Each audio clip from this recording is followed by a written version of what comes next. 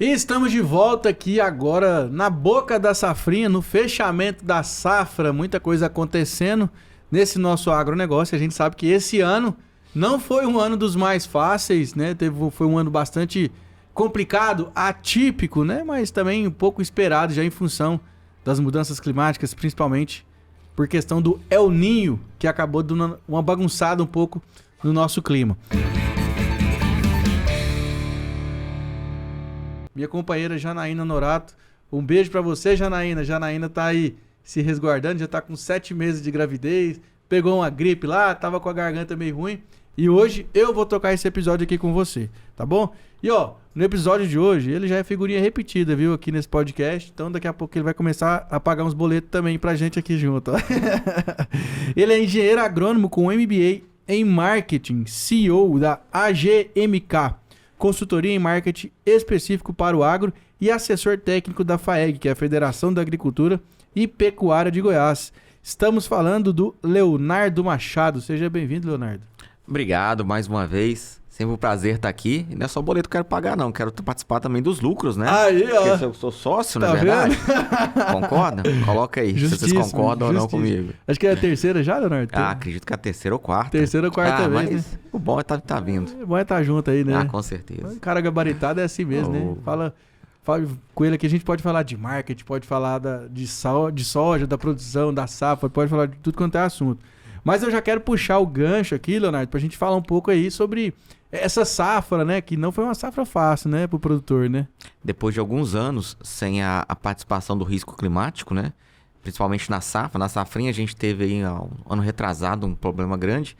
Esse ano o clima aprontou aí para nossa safra. Trouxe aí chuvas irregulares, altas temperaturas.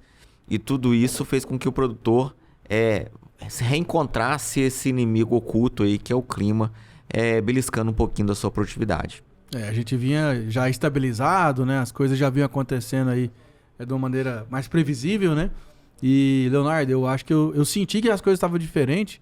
Foi quando, em setembro do ano passado, choveu aqui em Goiânia quase o mês inteiro. Eu falei, rapaz, chovendo em setembro em Goiânia? Porque aqui as estações são bem definidas, né? Ou é chuva ou é seco, não tem conversa, né? Uhum. E setembro é o mês pico do calorzão, né? Aqui a gente costuma falar que ou é chuva e calor ou é calor e seca, né? Não tem meio termo. Então, realmente, foi um ano atípico, né? Esse fenômeno climático El Niño, né? Que eles caracterizam, acho que a gente sempre fala, né? Mas é bom pelo aquecimento das águas do Pacífico, né? Naquela porção equatorial, que modifica totalmente o clima aqui na América do Sul e no mundo inteiro, podemos dizer assim. E para nós, esse ano foi um ano que trouxe menores volumes de chuvas, altas temperaturas, e o produtor que plantou mais cedo, né? A gente vai falar um pouquinho disso mais na frente, teve que conviver aí com perdas produtivas. Também teve replantio, né? Teve áreas aí que o produtor choveu, não deu ali os milímetros acumulados necessários para abrir a janela, mas o produtor correu, foi lá e plantou e acabou tendo que replantar, né? E recentemente a gente teve aí, a FAEG teve o Rally da Soja, né? Foi a Expedição Safra Goiás. Expedição Safra Goiás. O Rally acontece também, mas no Brasil inteiro. É de uma consultoria muito, muito parceira, muito amiga nossa, né? Mas a expedição, ela quis focar mais no nosso estado de Goiás. Somos o terceiro maior produtor de grãos, o terceiro de soja, o quarto de milho. Temos uma produção bastante grande e aí a gente precisa saber o que estava acontecendo aqui. Então, a FAEG juntou seus parceiros, né? Parceiros do governo e parceiros privados, e fizemos essa expedição Safra Goiás, que percorreu todo o estado aí para ver, de fato, o que está ocorrendo no nosso estado. De norte a sul, acompanhou, porque agora a gente está tendo um forte movimento de soja no norte de Goiás também, que não tinha antes, né, Leonardo? Perfeito. De norte a sul, todas as regiões do estado. Saímos de Goiânia, saímos percorrendo todo o estado de Ferro, toda a região leste, ali em torno de Brasília, né? Paramos em Catalão. Fizemos 5 eventos também maiores, né? Esse primeiro foi em Catalão. Saímos de Catalão, passamos a região sul todinha, né? Paramos em Rio Verde. E aí, Rio Verde, fomos no extremo sudoeste, na região mais central, paramos em Jussara. Jussara, Vale do Araguaia, continuou na região central, paramos em Porangatu. Aí fizemos toda a região norte e nordeste, que o nordeste está crescendo também. E paramos em Posse, foi a chegada da nossa expedição. Então a gente percorreu aí, no total, A gente tinha anunciado 8 mil quilômetros, né, no começo, mas com certeza ultrapassamos os 10. Porque a gente acabou fazendo um acréscimo aqui, uma puxadinha ali. Mas vocês vinham em Goiânia também, né? Sim, saímos Não era em Goiânia. não foi diretão, não, né? Não, foi uma semana. Foi em uma semana? Uma semana, diretão. Praticamente um dia em cada cidade, então, região. É porque a gente teve 3 equipes, né? 2 equipes técnicas que se separaram nas regiões produtoras, né? Então, por exemplo, saindo de Goiânia, um foi para Bela Vista. Eu, que acompanhei uma outra, saí para Silvânia. Eu fui até Cristalina, Lusiânia, depois Catalão. O outro passou ali por Morrinhos. Então, a gente fez um trajeto legal. E uma equipe percorrendo os municípios, dando entrevistas, informando. Então, foi uma experiência bem legal. Aí vocês visitaram os produtores, entraram nas propriedades? Visitamos produtores, visitamos quase que 50 propriedades rurais em todo o trajeto. Porque tinha propriedades que eram muito grandes, né? E tinha 2 realidades. Foi tão engraçado esse ano, assim, as questões climáticas de chuvas, foi que a gente visitou, assim, propriedades que no mesmo talhão, né? Ou seja, numa mesma área, no comecinho ela estava bem, aí quando ia percorrendo, lá no final, ela já estava apresentando perdas. Choveu numa porção do talhão e na outra não. Caramba. Então a gente visitou propriedades muito nesse sentido, conhecendo essas realidades. Entendi. Mas no geral, assim, qual foi o seu sentimento? Assim, que o produtor... eles vão conseguir pagar a conta? Não vão conseguir? Qual foi o seu sentimento, assim, durante as visitas aí que vocês fizeram? Então, se a gente sempre costuma falar, né? Toda média, ela é burra, né? Por que a gente fala que toda média é burra? Porque, de forma geral, se a gente pegar todo o estado e fazer a média produtividade, a gente deve registrar uma média produtiva entre 50 e 55 sacas por hectare. No ano passado, a nossa produtividade é de 65. Caramba. Então, é uma quebra, assim, de 15 a 10 sacas, né? Que é um percentual médio de 18 a 23% de perda. Mas, então, é bom. É bom entre aspas. Se eu pegar um município ali de Silvânia, eu tenho lavouras excelentes. Lavouras bonitas. Choveu bem na região, né? Só que quando eu começo a entrar ali em Naciolândia, em Tumbiara, indo para o sudoeste, a situação começa a ficar bem crítica. A gente visitou propriedades que o produtor, infelizmente, não vai colher nada. Zero? Zero. Por quê? Aquele produtor que plantou, como você falou, choveu setembro. Opa, tá beleza, vou plantar. Aí veio outubro, novembro sem chuva. Esse produtor que tá colhendo agora, que é o que planta mais cedo, né? Que colhe em dezembro, janeiro, esse tá colhendo nada ou no máximo 30 sacas. Então esse produtor, infelizmente, ele vai ter problemas. A gente vai poder falar um pouquinho sobre essa questão de crédito. Já aquele produtor que plantou em novembro, ou seja, esperou passar todo esse problema de outubro, né? De setembro, outubro, plantou no finalzinho de novembro, esse produtor estão com as lavouras boas, vão conseguir boas produtividades.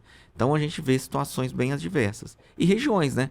O sudoeste sofreu demais, o Vale do Araguaia sofreu demais, norte e nordeste, muita seca. Agora essa região mais do entorno, mais a região sul, elas foram regiões que não foram tão afetadas como as outras. Realmente, né? E eu tenho um grupo aqui onde eu tenho vários produtores também do Brasil todo, né? Mas o mais forte é Goiás. Lavouras ali na região de... aquela cidade ali próxima a Rio Verde. Tem Rio Verde, Montevidéu, Santa Helena, Jataí. Santa Helena foi bem crítico essa situação também, né? É o olho do furacão. A gente visitou uma propriedade de Jataí que ele... chegava assim na lavoura ia ser colhida, né? Ela foi colhida depois. E falava, nossa, olha que lavoura legal, tá bem carregada, né? Ou seja, você tinha muita vargem. Só que quando você entrava para dentro e via, as vargens não encheram. Ficaram aquele grão pequeno, ou vargem com 2 grãos apenas. E aí, quando o produtor colheu, deu 30 sacas. Então, esse foi o cenário. E aí, a gente começa a se preocupar pelo ponto que você colocou. Bastante importante. O risco climático, ele leva o problema do risco financeiro, que é o risco do capital de terceiro que você trabalhou. Pegou os empréstimos bancários e agora precisa pagá-los, né? Então, muitos produtores realmente vão encontrar dificuldades aí, vão necessitar do processo de prorrogação de dívidas, né? Para que possa, aí, depois de plantar a safrinha, conseguir oferir renda, pagar o seu custo de safrinha e conseguir pagar o seu custo de safra, né? Porque realmente esses produtores vão ter dificuldades em pagar suas dívidas. Qual a alternativa que você vê, Leonardo, para esses produtores que vão ter essa dificuldade? Assim, na sua visão, o que dá de orientação para eles buscarem ajuda nesse ponto? Então, o próprio Manual do Crédito Rural, que disciplina o crédito rural aqui no Brasil, ele tem nas suas letras a prorrogação que o produtor pode fazer. Mas é muito importante, a gente vê muitas informações sendo passadas. Ah não, produtor, é automático. Não é automático. Ele precisa fazer um laudo agronômico de um produto, de um engenheiro agrônomo registrado, muito bem credenciado. Precisa fazer os seus cálculos de capacidade de pagamento. Ou seja, o que quer dizer isso? Eu perdi, banco. Eu não vou conseguir pagar. Mas eu vou plantar minha safrinha, vai ocorrer tudo bem, eu vou conseguir quitar minha...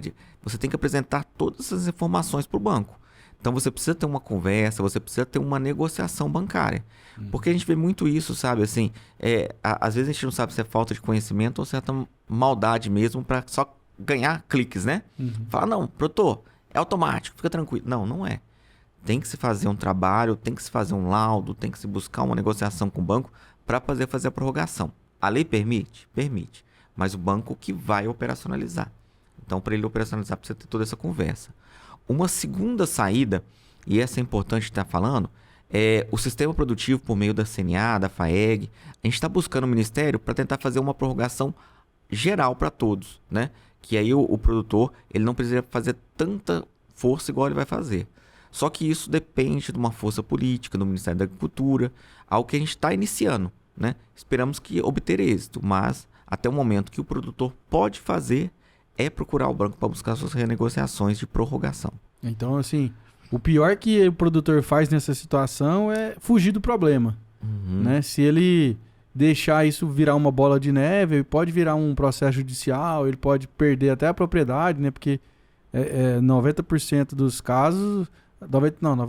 quase 100% dos casos, o banco só condiciona o financiamento do custeio, né, das lavouras mediante a terra como garantia, né? Então, não pode deixar o negócio petecar, né, Leonardo? Não pode. Ele tem que procurar isso antes do vencimento das suas parcelas.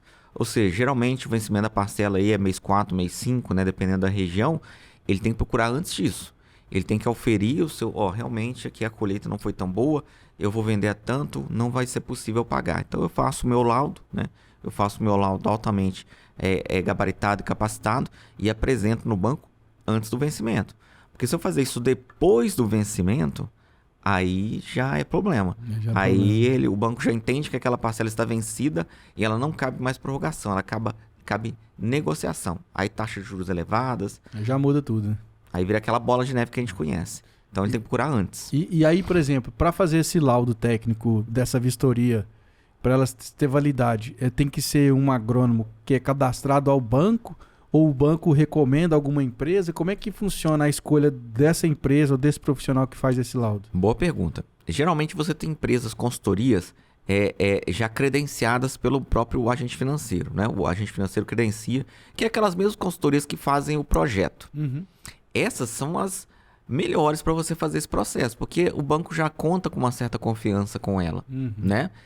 O melhor seria isso. Ah, só elas? Não, você pode procurar um engenheiro agrônomo de sua confiança, ele pode assinar, só que assim, o banco ele vai estar fazendo análise, né? E ele pode buscar se defender também, né? Exato, ou chegar e falar, não, eu prefiro eu vou fazer uma outra, peço um outro documento, né? Peço uma outra. Então assim, o melhor mesmo, a indicação sempre é você fazer com essa empresa que ela já é credenciada no banco para fazer projetos. Já acompanhei algumas vistorias aí, é bem tranquilo, né? Na verdade, o que eles fazem, eles vão lá, fazem uma amostragem da colheita, pega a colhedeira, fala assim, ó, colhe ali um pedaço, colhe ali um pedaço, junta tudo, faz uma média e fala assim, ó, produtividade histórica da região era essa. Perfeito. Hoje, o que a gente oferiu foi essa, né? E em função, aí pega também a precipitação pluviométrica, vê quanto é que foi a chuva na época, quanto não foi. E aí tá oferido e boa, né? Segue um laudo.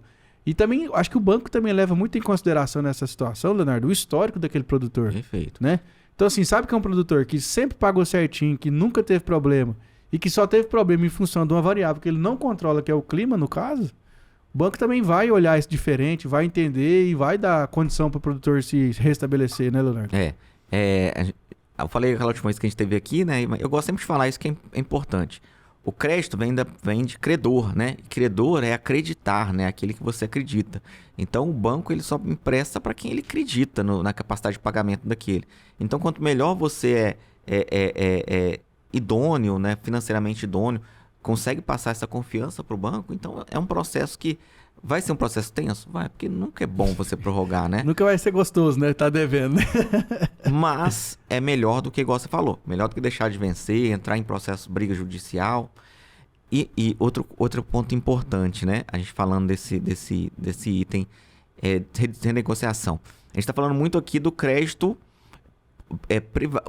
do banco, né? Uhum. O crédito operacional do Banco do Brasil ou dos outros agentes que oferam o crédito rural que vem do governo federal. Agora, a gente tem um outro crédito privado, que é aquele crédito que o produtor busca nas revendas, busca nas indústrias, com a CPR. Esse é mais complexo. Esse é o produtor que fez a troca, o barter, né? Uhum. Ele vai ter que realmente buscar sentar na mesa para negociar. Esse não vai precisar muito de laudo, mas o processo ele é mais complicado. Por que ele é mais complicado? Porque ele não tem baseado em lei do Manual do Crédito Rural. A questão ali é mais no processo de negociação, numa relação entre privados, né? Então é importante a gente deixar isso claro. Isso, e querendo ou não, isso também vira um efeito cascata, né? Porque se a revenda ela pega o crédito, se ela te dá o crédito, ela também pegou um crédito com a multinacional ou com o armazém lá que faz a negociação da soja e que pegou com o banco, né? Uma coisa puxando a outra, né?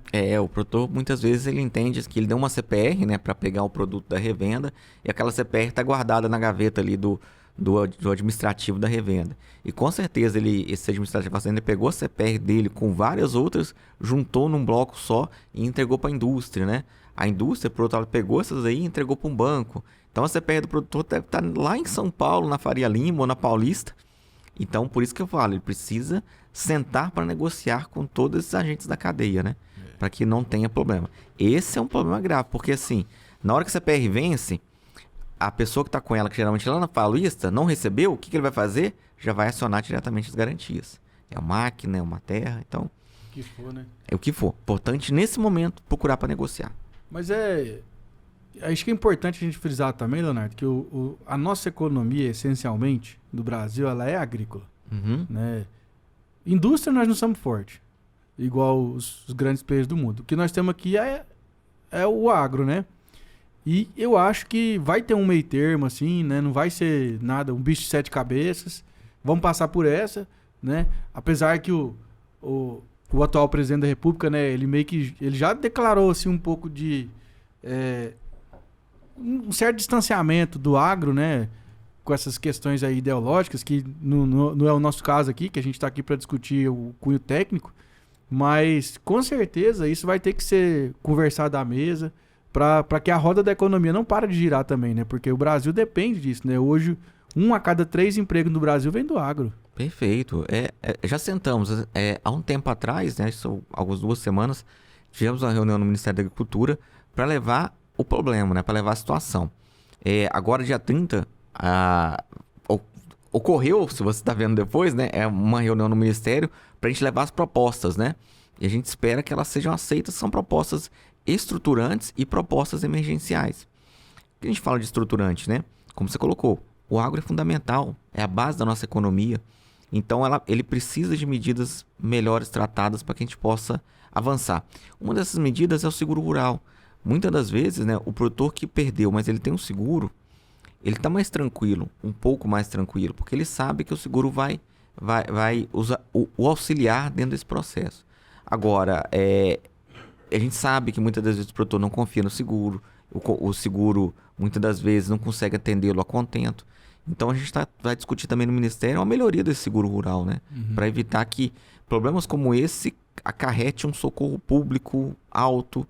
A gente sabe que dinheiro público é dinheiro que muitas vezes poderia estar sendo utilizado numa escola, no hospital, né? Então, uma dessas medidas é isso.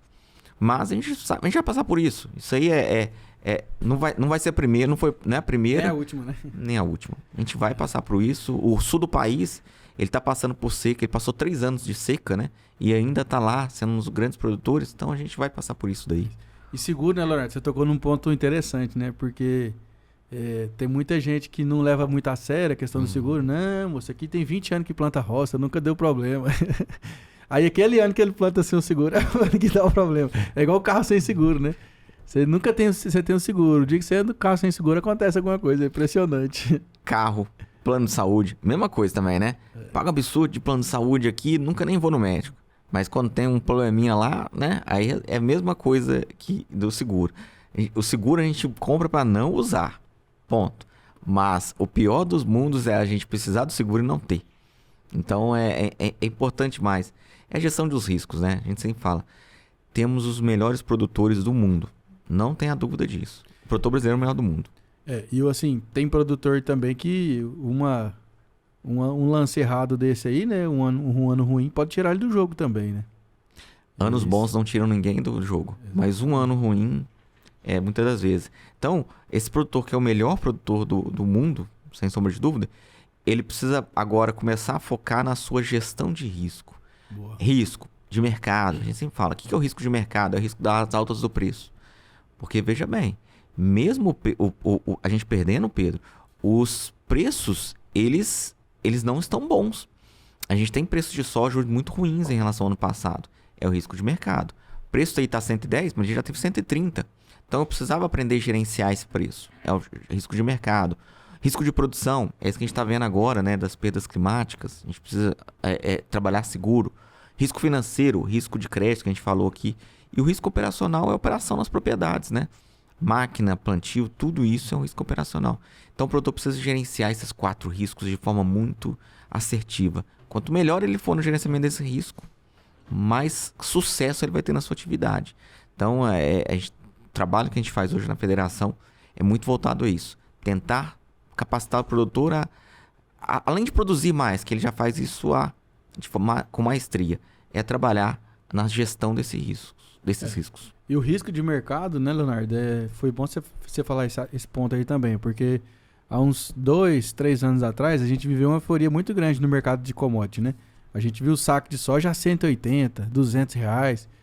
O cara comprando colhedeira aí de 5 milhões, assim, que valia 3 há um ano atrás, subiu para 5. E às vezes o cara até lastreou esse negócio em soja, para pagar em soja. E aí passou 2 anos, a soja tá a 110, lá quando ele fechou era 10 mil sacos, agora é 15 mil sacos para essa conta fechar. Então, eu acho que veio uma lição muito grande aí, né, Leonardo? Do produtor internalizar essa questão da gestão de risco da propriedade, do mercado, e fazer a tarefa de casa dele bem feita, né? Porque o ciclo é grande, né? É um ano. Então, um ano que deu ruim é só no outro ano para você recuperar, né? O mercado é soberano. O mercado, não adianta a gente ficar brigando contra ele. Ou querer administrar os nossos preços olhando no retrovisor, que isso é muito comum, Pedro. Não, tá 100 agora, 109, eu não vou vender não, porque no ano passado eu fiz isso e me dei mal. Não, cada ano é um ano. Analise o mercado, né, para que você tome as melhores decisões. Aí eu vou pegar o melhor preço da safra? Dificilmente você vai ter um produtor que vai pegar o melhor preço da safra. Mas eu vou conseguir fazer uma média boa, isso que importa. Média, custo e margem. Peguei uma margem legal, é isso que importa. Então é nesse sentido que a gente fala que é a gestão de mercado, né? A gestão de preço. E aí, igual você colocou perfeitamente. Você imagina, né? Há um tempo atrás eu comprei uma colheitadeira que valia 5 milhões, hoje ela vale 3, só que eu estou pagando 6. Por causa dessa questão que você bem colocou. É os piores do mundo, né? E eu acho que o produtor ele sofre muito do FOMO, né? Que é o Fear of Missing Out, né? O medo de ficar de fora. Então, ele fica tentando acertar lá o buraco da mosca lá, né? Não vai acertar nunca. Sempre vai... Nossa, subiu 50 centavos, subiu R$1, baixou. Cara, travou seu custo, pagou sua despesa, realiza. Né? Você quer especular? Deixa 10%, deixa 20%. Só não compromete seu ano em função de R$1 a mais que vai subir essa saca, porque sempre é a dor do corno, né, Leonardo? É a dor do corno, né? Se o cara fica sofrendo, não vai aumentar. Moço, não vai. Paga logo as contas aí. É aquela vontade nossa de produtor, né? É ter a melhor produtividade e o melhor preço.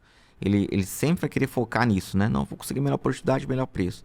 Só que muitas das vezes o foco não tem que ser esse. Lógico, eu tenho que conseguir a melhor produção possível. Melhor produção, vou utilizar. Só que você tem que conseguir, não é a melhor produção, é a melhor rentabilidade, é a melhor lucratividade do seu negócio. Gastar pouco e conseguir uma renda legal e conseguir uma margem boa. É isso que é o foco. Não, eu falo porque eu tenho na família alguns produtores, né? E aí a gente às vezes reúne lá pra tomar algum negocinho lá e conversar fiado. Aí já vem e já fala, né? Pedro, a soja bateu tanto, você acha que eu vendo? Eu falei, moço, pagou a conta, já fechou, deu certo, deu lucro? Boa. Realiza, ué. Se subir, ótimo. Se baixar, você já tá tranquilo, né? Deixa um pouquinho só, não precisa sofrer, não. Sempre quando eu obtenho essa pergunta, que é a que a gente mais ouve, né? É a que a gente mais ouve. A resposta é meio assim, qual que é o seu custo? Qual que é a margem que você pretende ganhar? Aí ele pensa, não, peraí, eu tô tendo 110, e meu custo de produção aqui tá 85, tá me dando a margem de 15, vai me dar uma margem aí de um pouco mais de 20%. Opa! Já viu como é que muda? Aí aquele preço que antes parecia ruim Já fica bom, né? já fica bom. E aí, é nisso que a gente tem que pensar. Ah, mas eu vendi agora e perdi. Não, você não perdeu, você se protegeu. Acabou. Você fez a margem que você precisaria para manter o seu negócio e manter a sua qualidade de vida. Sobreviveu, né? Mais um ano. É isso aí. E Leonardo, e você tem alguma expectativa? Aí, já estamos fazendo futurologia de novo. Pro ano que vem, assim, você acha que ano que vem pode ser melhor? Que a gente vai recuperar mais? Qual que é a sua visão aí pra próxima safra? Então, a gente começa a pensar primeiro inicialmente em safrinha, né? Porque agora a soja sendo colhida, a nosso estado já começa a pensar na safrinha. E o que a gente observa nas visões, a gente conseguiu ver bem isso daí, é que a safrinha ela deve ser bem menor do que no ano passado na safrinha de milho. Motivos, né? O produtor, como plantou atrasado a soja, ele não vai conseguir plantar o milho. Como ele teve esse problema financeiro com a soja, muitas das vezes o milho ele vai sofrer um pouco mais redução, porque não vai conseguir muitas vezes recursos para poder colocar isso para girar. Então, esses dois motivos devem reduzir a área de safrinha. O ponto positivo disso é que os preços começam a reagir com essa expectativa, né? A gente já teve preços aqui no estado de milho a R$ 39,00 a saca. E hoje a gente está vendo ainda próximo da casa dos 60 já, né? 62. Os 62. Hoje que eu falo aí é no dia 25 de janeiro, né?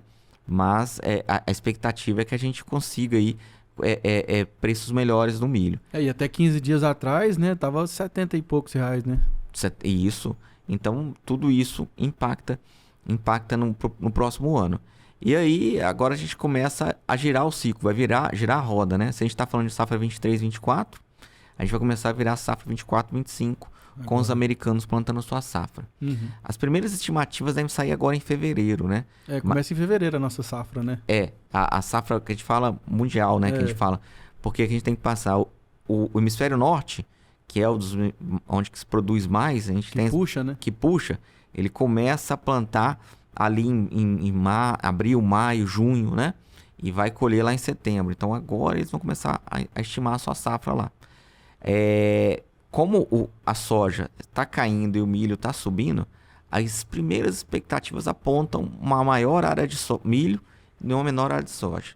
Lembrando, né? Os americanos, eles plantam ou soja ou milho. Eles não têm os benefícios que nós temos de plantar as duas. Então a expectativa é que eles vão puxar um pouquinho milho e vão reduzir um pouco soja. Se for isso, para nós é bom, porque a gente consegue ter um mercado de soja um pouco mais alto. Mas acompanhar mercado, gerenciamento, é isso que nós precisamos fazer daqui para frente. Boa. Leonardo, e nessa expedição Soja Goiás aí, que vocês visitaram aí todas essas propriedades, regiões, vocês conseguiram ter lógico que conseguiu, né? Mas assim, um levantamento médio do custo de produção desses produtores está em quantos sacos mais ou menos esse ano? Então, o que a gente observou é que o pacote tecnológico do produtor, que é o que ele gasta de semente, fertilizantes defensivos, ficou aí na casa aí dos 25 sacas, né? Então ele gastou 25 sacas para poder fazer esse custo. Contando com arrendamento? É aí que tá. Aí eu começo a juntar arrendamento. Eu vou saiu de 25 para, vamos botar um arrendamento de 15, 40. Ah, mas eu não tenho só isso, eu preciso de máquina, mão de obra, óleo diesel, parcela. Custo financeiro, né? Exato. Aí se eu colocar mais 5 a mais, já vai para 45. Então a gente imagina assim, o custo da terra própria em torno aí de 35 a 40.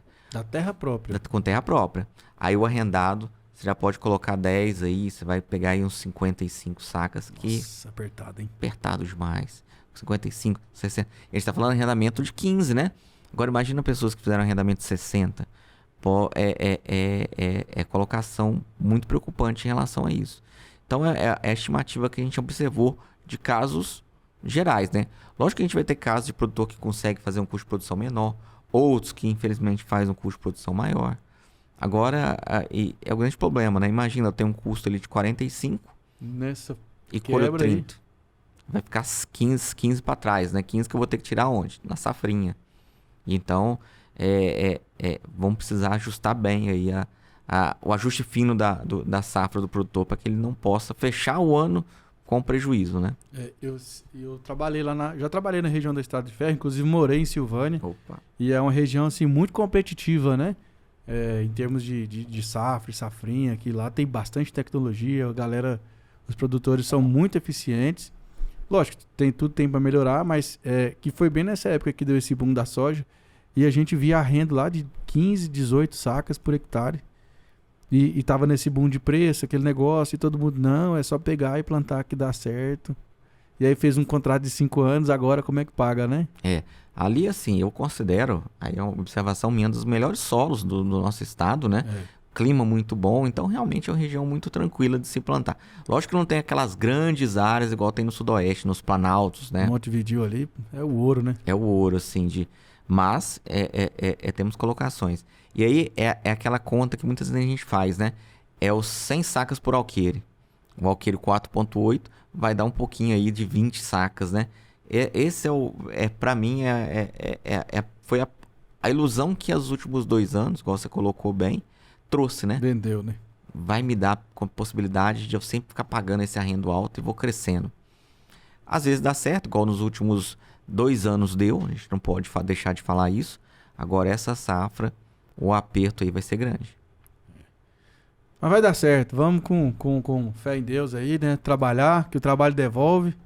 E vamos enfrentar mais uma, né? Ano que vem tem mais, não para não, é igual carnaval. Aliás, é melhor, né? Que carnaval tem só uma vez, né? A safrinha tem 2 vezes por ano. E assim, a gente não pode ficar só falando de coisas ruins. Muitos produtores vão colher bem, né? Vão. Por exemplo, tem casos de produtores que plantou em setembro, mas conseguiu plantar assim, em setembro, melhor dizendo, em outubro, mas conseguiu plantar em outubro e nas suas propriedades eu tive bom volume de chuvas e ele está colhendo bem agora, vai plantar safrinha, está animado.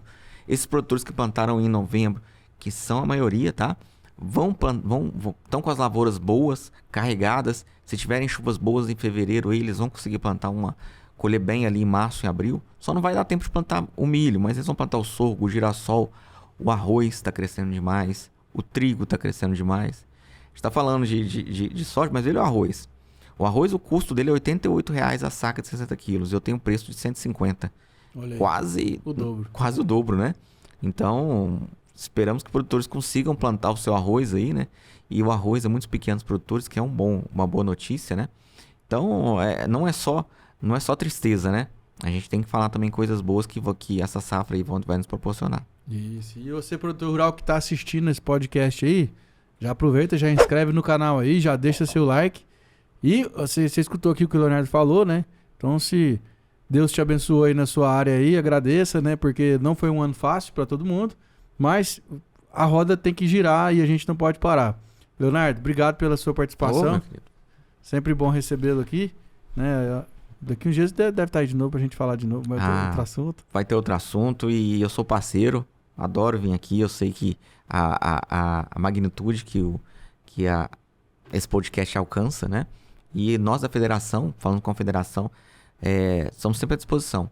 Precisar trazer informação e aquele produtor que precisa, né? Pode contar com a gente, entra em contato comigo na federação, me procura, que hoje a gente vai estar sempre auxiliando no que for necessário aí para que feche 23, 24, talvez não tão bom como esperava, mas também sem sair do negócio, que é o que a gente não quer. Perfeito. E você que ficou aqui com a gente até o final, você já sabia que a gente tem um portal de notícias, né? Que é o agro2.com.br. Lá você vai encontrar notícias quentinhas, frescas aí que a Janaína, a Dinac estão lá redigindo diariamente para você em tempo real. Então vai lá para você ficar bem informado, já começa seu dia lendo as notícias do Agro 2. E você falou agora dessa questão aí da dimensão do podcast, né? Eu vejo uns números na minha cabeça. Interessante que hoje o nosso portal já está passando de mais de 10 mil acessos diários. Então, é muita gente que já está sendo impactada pelas informações. Né? Que interessante. E a gente tem que valorizar também muitas vezes que é nosso, né? Você aqui de Goiás, vamos valorizar muito vezes o trabalho aqui dos profissionais do estado, que são excelentes profissionais, né?